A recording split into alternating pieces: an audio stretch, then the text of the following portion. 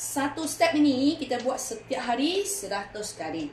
Korang akan nampak badan kita semakin kecil, badan bertenaga, hilang seluruh badan punya sakit sini sana. Lagi cepat kempis perut.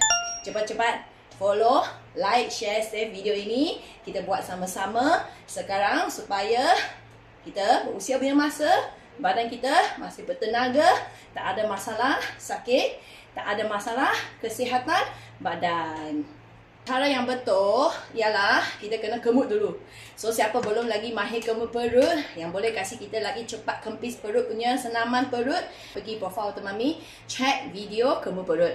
Lepas dah kemut, bahu sentiasa turun, leher tegak panjangkan, badan kita sentiasa tegak, tayar ke depan ke belakang, kiri kanan tayar. Angkat kaki kita.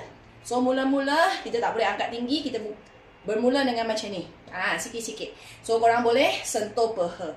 Tangan pun sama. Daripada tak boleh macam ni, tak apa. Kita bermula dengan gerakan yang perlahan-lahan dengan kecil. Macam tu. So korang akan nampak badan kita akan semakin ringan, semakin senang nak angkat kaki dan tangan bila kita dah praktis beberapa hari kemudian. So bermula dengan 10 kali dulu dan rehat sekejap. Kalau boleh sambung, kita sambung lagi.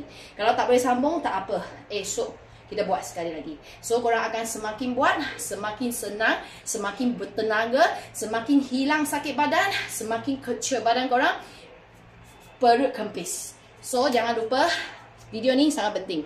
Like, share, save. Kalau korang nak lagi cepat bakar lemak melalui cara yang sihat, korang boleh amalkan air bakar lemak ini. So biasa Tok Mami akan minum air bakar lemak ini selepas sarapan semasa air senaman.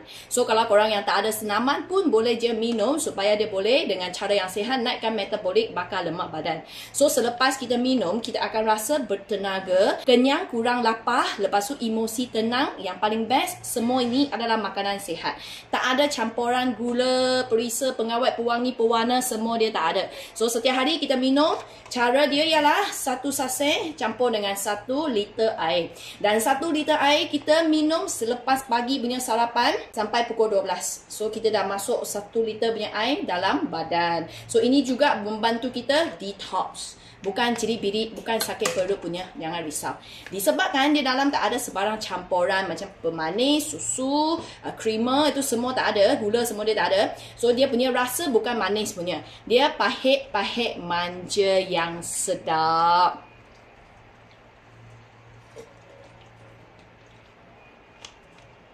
Dan pahit-pahit manja ni boleh sekat kita makan, bagi kita kenyang selalu, bagi kita kurang suka manis. So siapa yang nak beli, pergi cari dekat TikTok Shop ataupun Shopee, Midi, Arabica, kopi, korang boleh order dekat sana. Satu paket ada 15 sachet. Okay, so satu hari boleh minum 1 hingga 2 sachet, memang sangat sesuai. Kalau korang tak suka macam ni, lebih tawar sikit, korang boleh buat satu cawan yang kecil, lebih kurang 100 hingga 150 ml. Tetapi air lagi kurang, lagi pekat pahit sebab dia tak ada campuran.